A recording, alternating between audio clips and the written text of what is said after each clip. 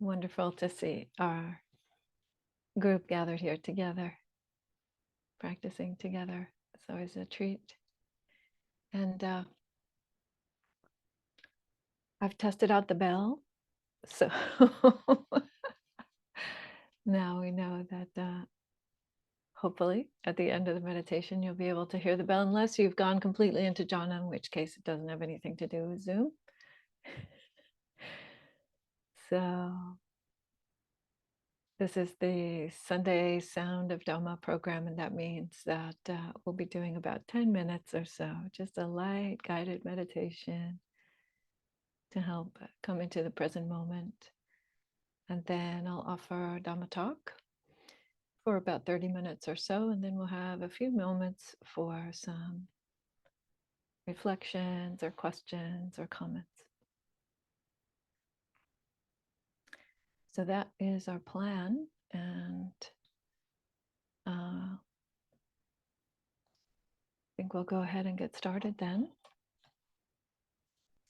Sound is okay? Seems like everybody's hearing me. Yes, thank you.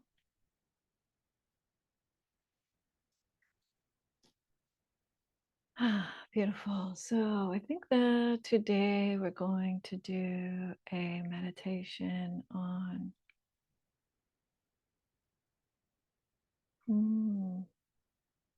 maybe we'll work on awareness of sound as sensations. Okay, so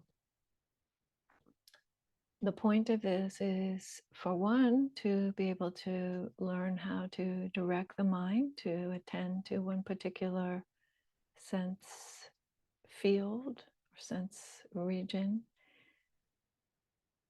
and keep coming back again and again to that, because it is the nature of mind that it will drift away.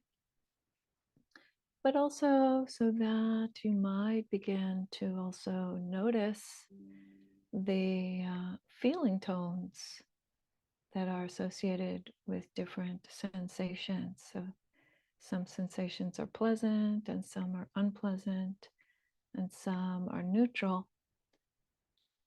And being able to see that is helping you to also see the role of consciousness in the sense experience. So I like to begin by just doing a bit of movement of the head and of the body. Just loosening up any kind of tension you find. Releasing any tendency to be leaning toward the screen. No need to get any closer.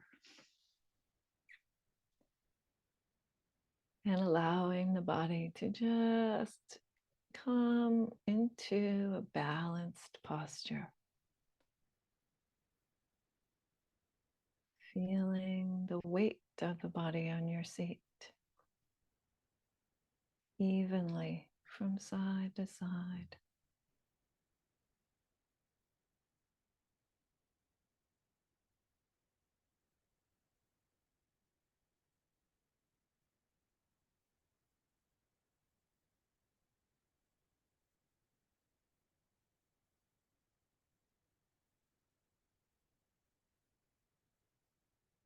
Just taking a few moments to tune into the natural stability of this body right here, right now.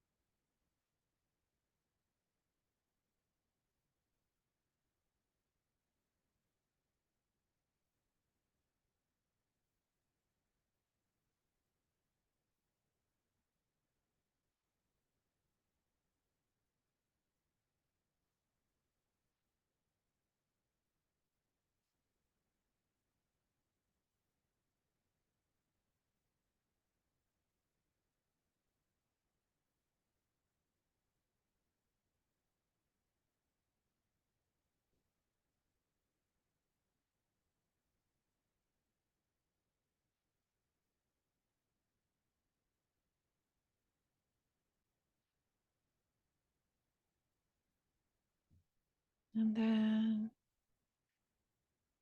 eventually turning the attention to the sensations of hearing.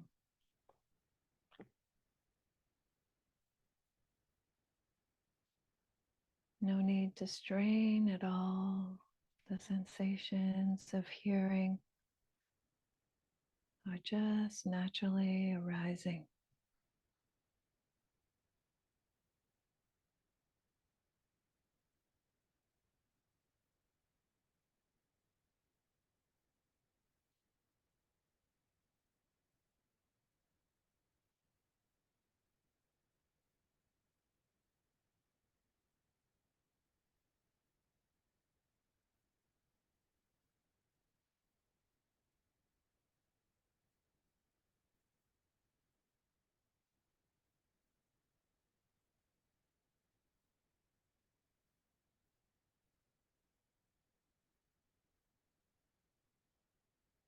Perhaps the sensations are very subtle. If it is still and quiet where you are,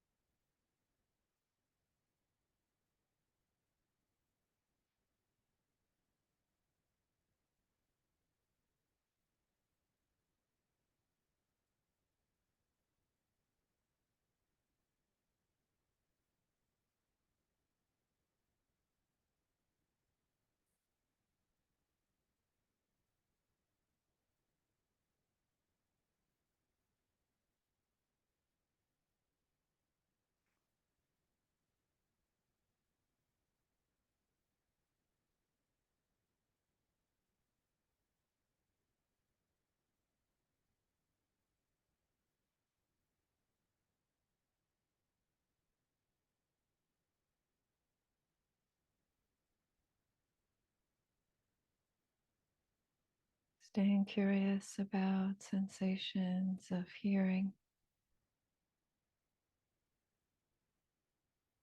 noticing when they arise, when they're present and changing, and when they cease.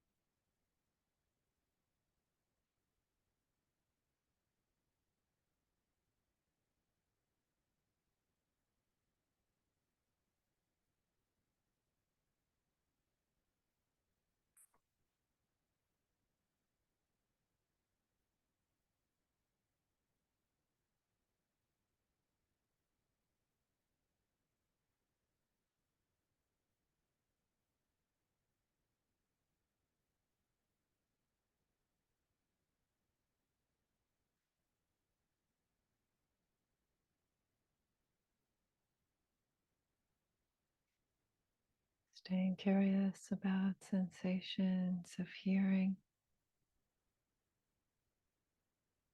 and perhaps aware of the feeling tones.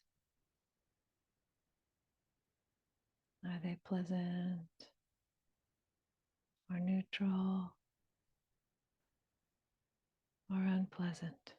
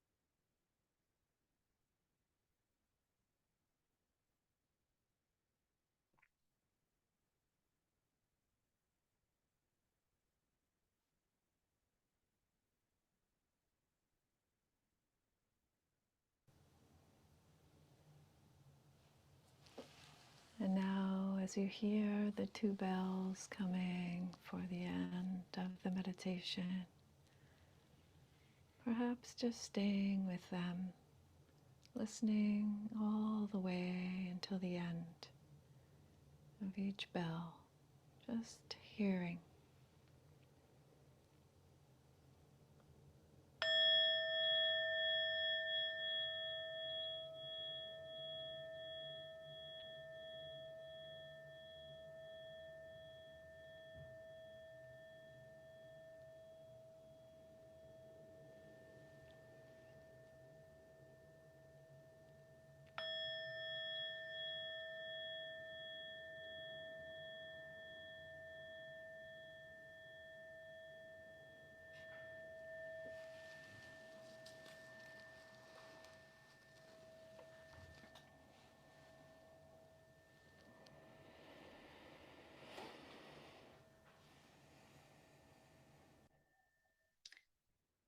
Okay, beautiful. That brings us to the end of the meditation for this morning, or this afternoon, or this evening. And go ahead and begin with the Dhamma talk.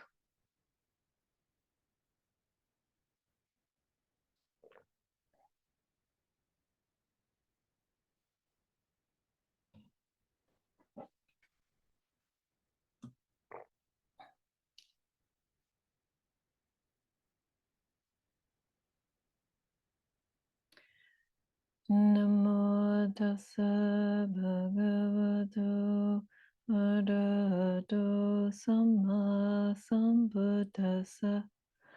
Namo tassa bhagavato arahato samma sambuddhassa. Namo tassa bhagavato arahato samma sambuddhassa. Bhutang dhammang sanghang namasami.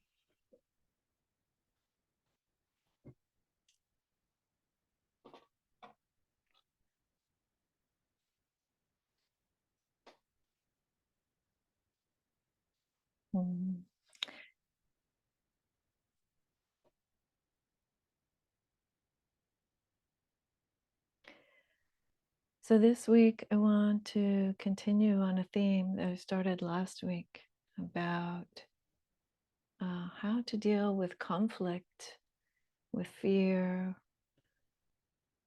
with anger. If you weren't here last week, that's okay. I'll catch you up from where we left off, from the beginning to where we left off.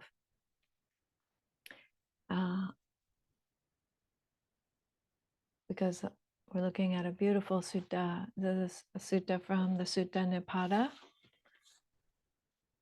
not to be confused with the Samyutta Nikaya. Sometimes people get those two confused. But the Sutta Nipada is from what's called the minor book, the Khuddaka. And it's some of the oldest, understood, especially by scholars, to be some of the oldest recorded words of the historical Buddha. And this is from the Book of Eights, which is actually chapter number 4, Book of Eights, chapter number 4, Sutta number 15. Don't ask me why they numbered them that way in this particular book. That's how it worked out. And in this sutta is a beautiful sutta, and it's a sutta in which there was an argument that broke out between two different clans, two different groups of people in northern India, the Sakyan clan and the Kolya clan. So the Sakya clan is the clan to which the Buddha belongs. It's the clan that the Buddha was born into. That's why he's called Shakyamuni or Sakyamuni, depending on whether you're talking in Pali or in Sanskrit. And Muni means the sage or the wise one, And Sakya was his clan or his tribal name or his group name, his family name. And the Kolyans, who were the neighbors. And they were fighting about water. And they were in a big argument about water. And to the point where it looked like that war might break out. So the Buddha heard about this, and he went and he stood between them. So you can imagine there's this group of angry people with their shields and their bows and arrows and things like that on one side, and another angry group on the other side. And the Buddha stood between them, and he gave this teaching.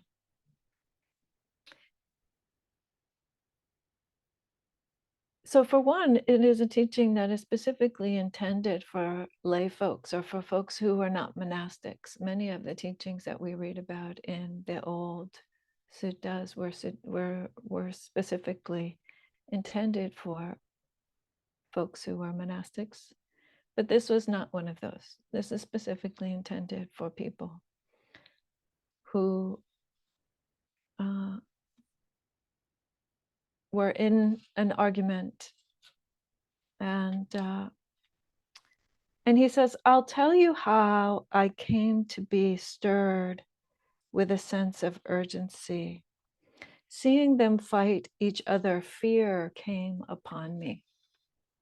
So the Buddha begins with this beginning of this sutta as a very intimate sharing about his own experience of what it was like to feel fearful about conflict going on in the world. So maybe some of you can relate to that right now. There are so many conflicts going on in the world. And in this case, they were fighting about water rights. So that's also something that we see a lot of conflicts about in the world today, but it could have been about any number of other things.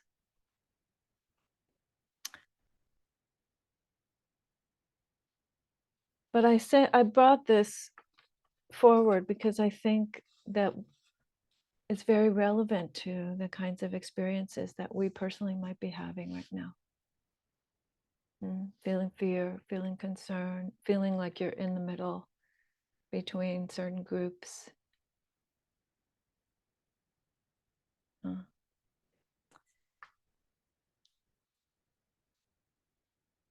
And so I won't reiterate everything that we went through last week, but basically, we got to this point where the Buddha says, whatever attachments there are in the world. And so now I'm going to be using a translation by Bhante Sujato. I always like to mention whose translation I'm using. Although we will also look at Bhante Tanesaro's occasionally. And Bhikkhu Bodhi actually wrote a wonderful book, which is translating the whole commentary on this sutta as well. Fairly recently published. And by recently, I mean like in the last couple of years, I believe. It came out about 2 years ago or so. Bhikkhu Bodhi's book on the Sutta Nipata.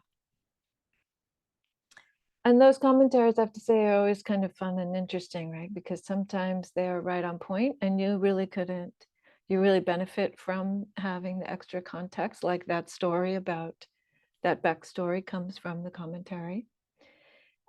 Other times you can see that they didn't really kind of quite understand what it was that the sutta was trying to say. And so they're offering some suggestions, sometimes various suggestions about what it might mean. But anyway, just to come back. So reading from Sujato's, I also make slight adjustments. So we should say my slight adjustments to Bhante Sujato's translation. Whatever attachments there are in the world, don't pursue them. And then this very interesting line, having pierced through sensual pleasures in every way, or Thanissaro says, having totally penetrated sensual pleasures, train yourself for nibbana.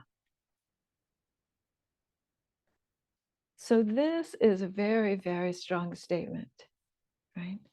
So before that, I want to say what he's talking about. So there's very clear injunction to train. And when he talks about training, the way that the Buddha describes this in this sutta is he says, after he describes having felt fearful and uneasy, he says, then I saw a dart, or sometimes it's translated as a thorn or an arrow.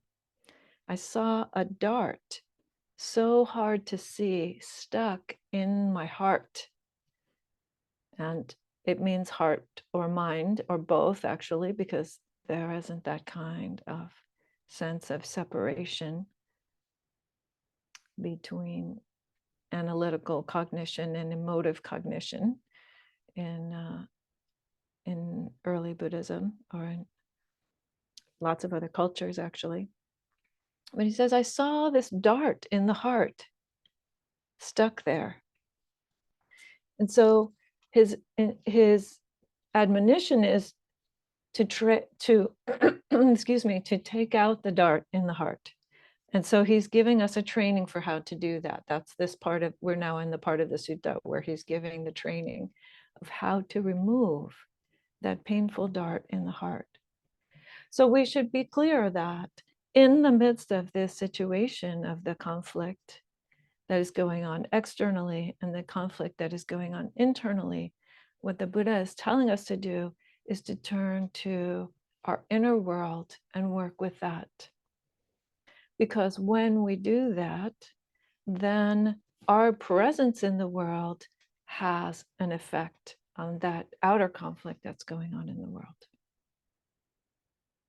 Right? So let's talk about this word attachments. So we could spend, actually, I could spend the whole 30 minutes just talking about those 3 lines that we just read. Whatever attachments there are in the world, don't pursue them. And I talked about this a little bit last week, but I want to speak about it again. And this time I brought my handy dandy prop. So I only have like 1 or 2 props that I ever use when I give a talk. And one of them is these light balls. So the light balls are fun because they light up when you hit them. And it has something to do with a story about how consciousness works and how sense organs work. This is one way that I use the ball. But today I have a different story to tell using my light bulb, a different demonstration. So I want to talk about attachment, or this word sometimes we often see the word clinging. Yeah, or craving. All of these are very, very close to each other, this kind of experience. So what happens? Let's say that this hand is your mind. And whenever a sense experience happens, it's something, there's literally, I'm going to take off the blurring behind me too, so that helps you see what I'm doing here. You can see my little room here in London.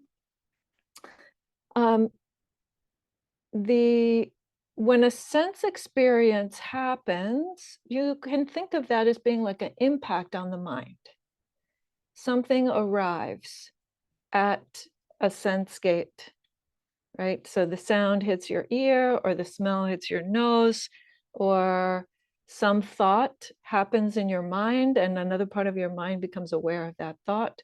So all of those are examples of a way that a sense object impacts your mind. You could think of it kind of literally, like it hits you. Okay, so when that happens, what happens in the mind? So one thing that might happen is you have your sense impact. This is your sound that you were hearing. So here we were doing a meditation on hearing sound a moment ago, right? So there's a sound and it comes and it hits your mind. And your mind, can you see my hand? Grasps the sound. Your mind grasps the sound. And, oh, look, there's a moment of contact. That's the contact. That's the feeling tone right there that you can see, right? So the thing, and your mind grasps that thing and says, oh, that's mine. It belongs to me now. In fact, it defines me. I am the one who can hear that sound. Some of you are laughing because you see where this is going, right? So that is problematic. That whole storyline right there, that grasping, that is the source of dukkha.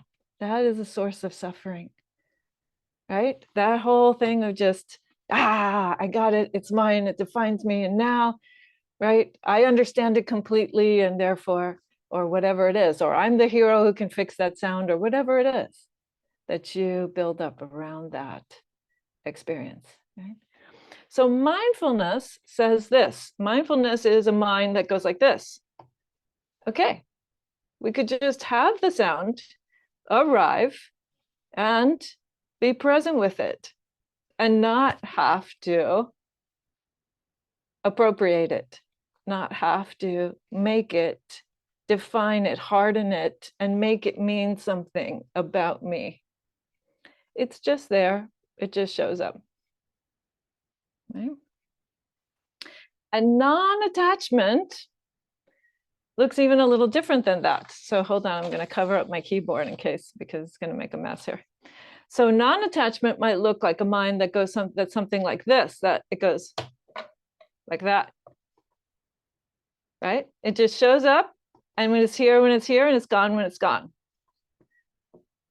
It's here when it's here, and it's gone when it's gone.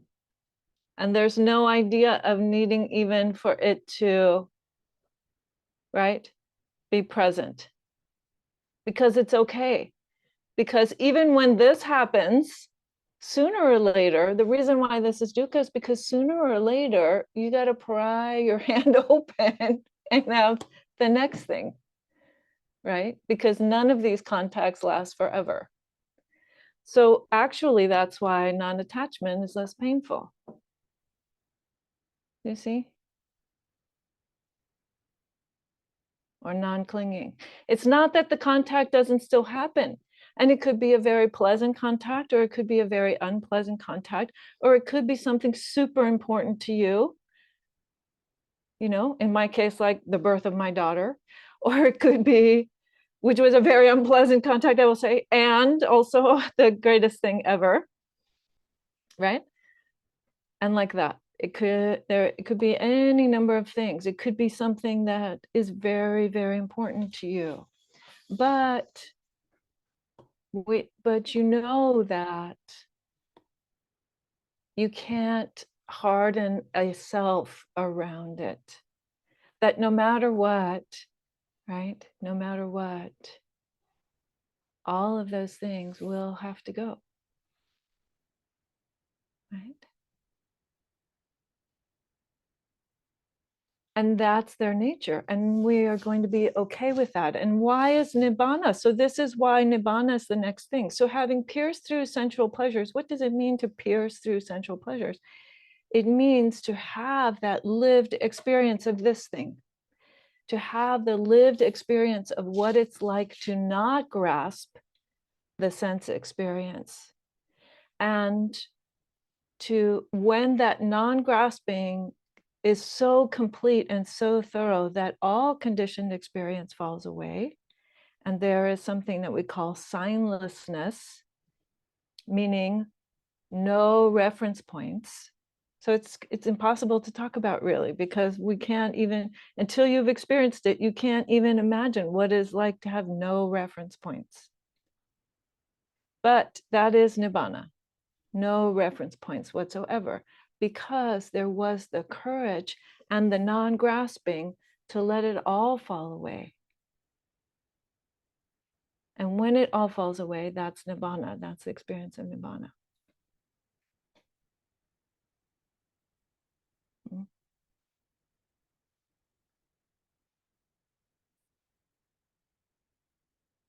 So related to this is the Heart Sutra. So I just want to step aside for 1 second and talk about that, because the Heart Sutra also talks about this same phenomena, but from a slightly different angle. So if we look at the Heart Sutra says, form, this body, is emptiness, and emptiness is also this body, which to, just kind of off the cuff sounds strange, right? Because this body feels pretty solid, not so empty, right? But then it goes on and it talks about the eyes, the ears, the nose, and all of the objects, even also the little light ball, empty, right? So it says no eyes, no ears, and no objects of mind, and so on. And actually, it's kind of interesting because in a way, you could take that sutta kind of literally and say, in the moment when there is no eyes, and there is no object of eyes, and there is no mind attending to eyes, or any of it, right? Any of the other sense doors, then that is the moment of nirvana. And that is what the sutta says. The sutta says, when the practitioner sees the knownness of these things, the insubstantiality of this body and all the things that the body is experiencing, then there's no fear.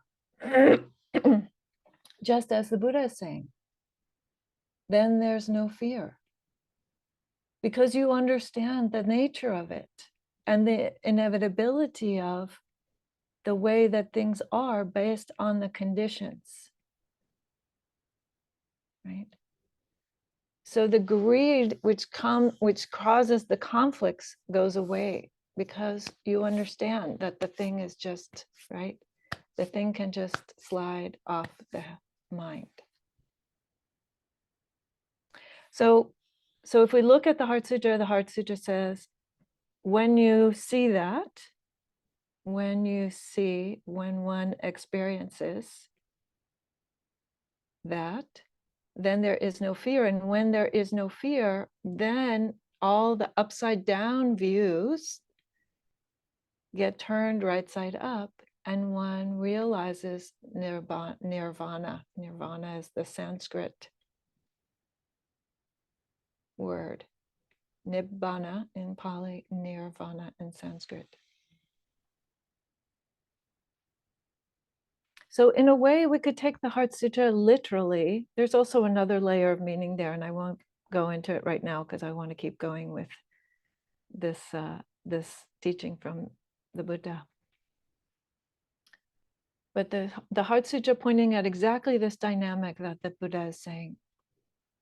When you see through sense experience, not that you stop having sense experience necessarily, although the experience of Nibbana is an instantaneous stopping of having sense experience, so to speak, because it's fallen away. But when you come back from that, then you've seen through it. Then you have actually seen the nature of it, the empty nature of it. Or you can see this also in the vipassana side, on the insight side, right? The actual mechanism of the interdependence of things. That's the other definition of emptiness, right? Is that things are arising only because they are a set of conditions at any given moment of time. So I hope all this is stringing together. If not, we can clear it up in the question and answer. But so the Buddha is saying that by seeing the conditionality and the actual falling away of sense experience, then there is no basis for the things that cause the fear and the conflict and the confusion inwardly. And that's where the peace can come from. So he says, train yourself for that. Train yourself for that insight. Yeah, that insight of Nibbana.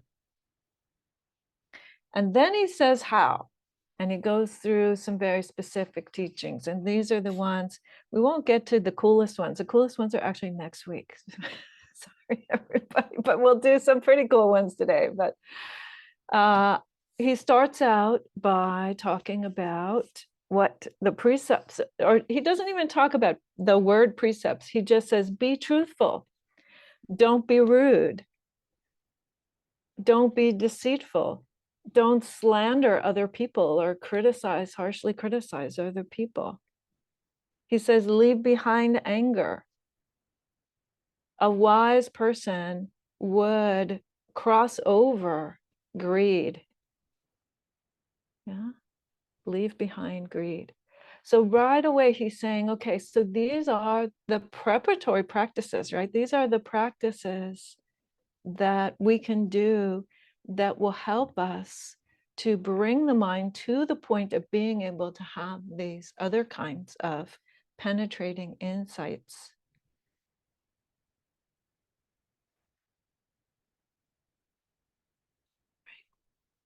And it might sound like that's a big leap from just being truthful to actually experiencing nirvana. But what he's saying is that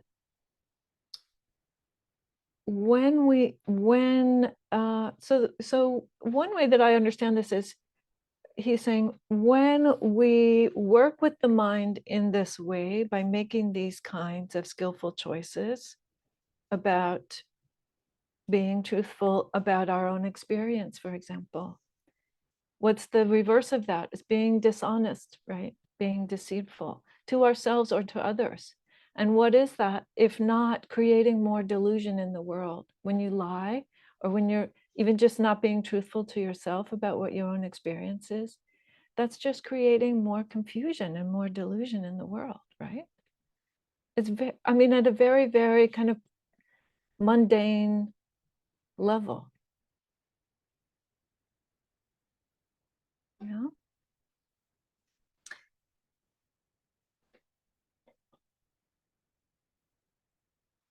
And then he says so he begins with these admonitions about being truthful and leaving behind anger, right? Knowing that anger is a poison. And I want to say something about that. So you got to go back to step one. So if anger is present, you go back to step one, which means you have to be truthful that anger is present, right? If anger is present, you don't say, oh, I'm not really angry, or I shouldn't feel this way. Well, actually, you do feel that way in the moment, right? And this is true about emotion in general. I think one of the things that early Buddhism, one of the big confusions that can happen for folks, especially about the teachings of early Buddhism and some of these descriptions of very exalted meditative states, is that there's a sense that certain kinds of emotions are not okay, like anger, for example. But I think that what the teaching is that some kinds of emotions, like anger, are harmful. They leave pain in us, or they leave certain kinds of, as I said, like confusion within us. And so you might have to pay that price, though, because you might be having that experience. Any sort of emotion, whatever is present, is valid because it's present. It doesn't mean that it's necessarily okay or that it's something you want to foster, though, right? So we have to make that distinction and be very clear with ourselves and compassionate with ourselves that we are accepting and acknowledging the truth of our experience. And we're also trying to be skillful in working with that. Okay, so this is what I'm feeling, and then what?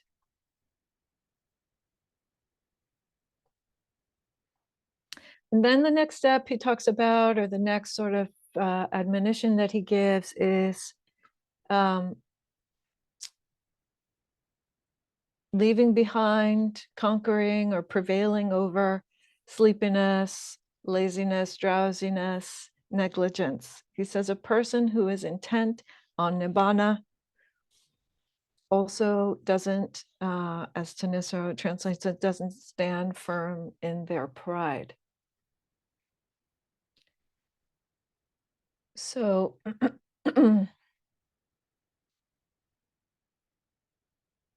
or doesn't stand for arrogance is the way that Sujato translates it. And why do those two things go together? Well, so the first one is saying you have to make an effort.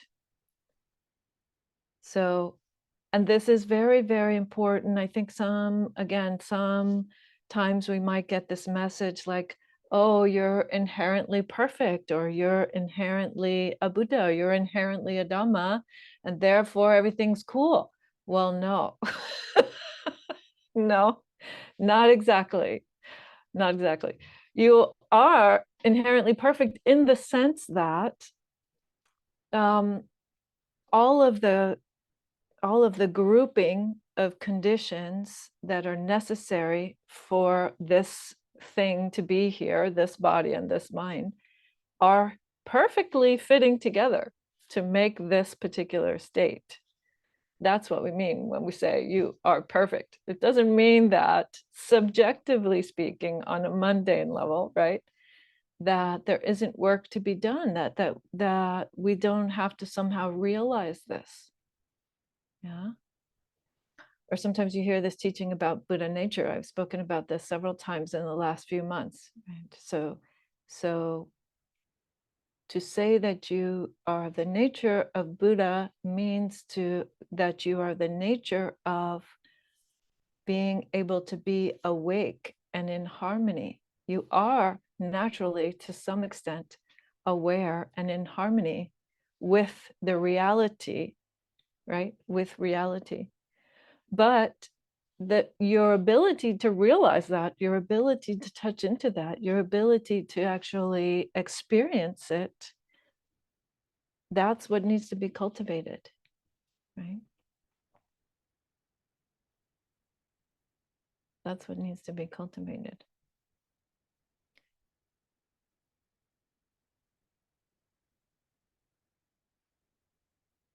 And that's again, coming back to this state of truthfulness, right?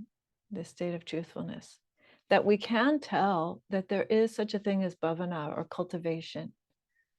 The early suttas talk about cultivation, right? It doesn't mean that you're changing the nature of what you are. The nature of what you are is a Dhamma. You are a Dhamma that operates according to universal principles, like impermanence, like emptiness, like karma, like, right, all of these kinds of basic principles that we've been talking about. So that isn't changing. It's not that you're constructing some perfect being, right? That perfection is already there. Just as I said a moment ago, all of those principles are working perfectly. All of the conditions are fitting together perfectly, because that's just how it works. But the cultivation is our ability to have those conditions specifically result in a lived experience of that.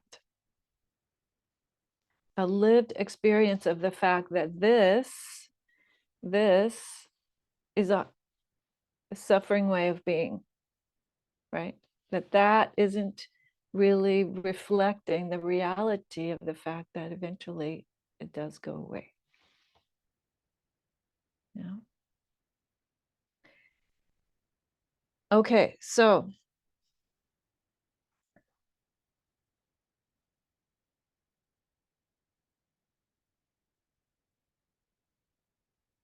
then he says, don't be led into lying. So again, honesty about one's experience, or get caught up in fondness for form.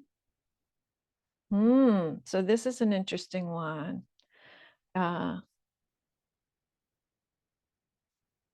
think I didn't want to go too much in detail in that right now today, because we're running out of time. I'm running out of time for Q&A.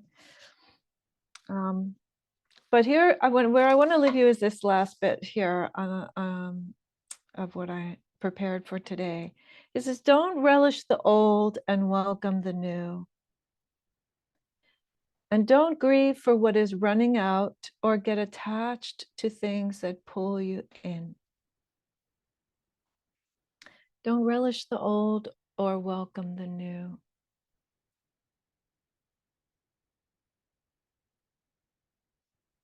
So even the Buddha himself said, it's not, we don't just do things because they've been done like that before. That isn't a good enough reason, actually.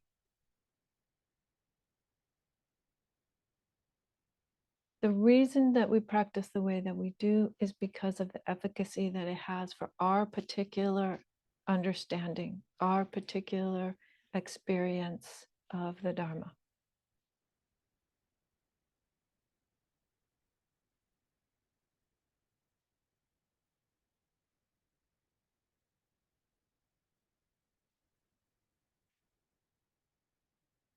So if you came away with anything from today's talk, it would be, I hope, that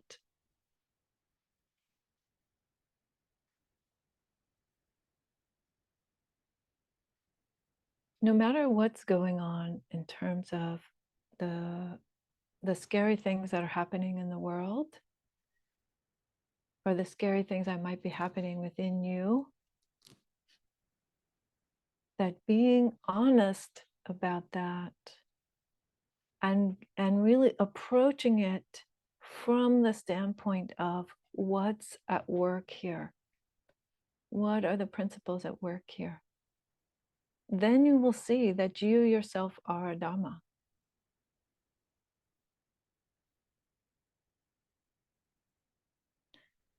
Yeah. And you'll see that this way of grasping experience will naturally not make sense anymore.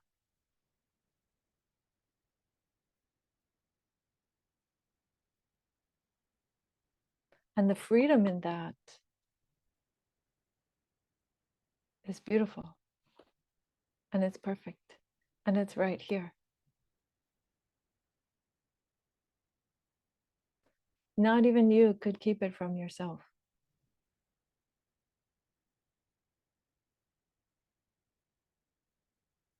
Because it's right here.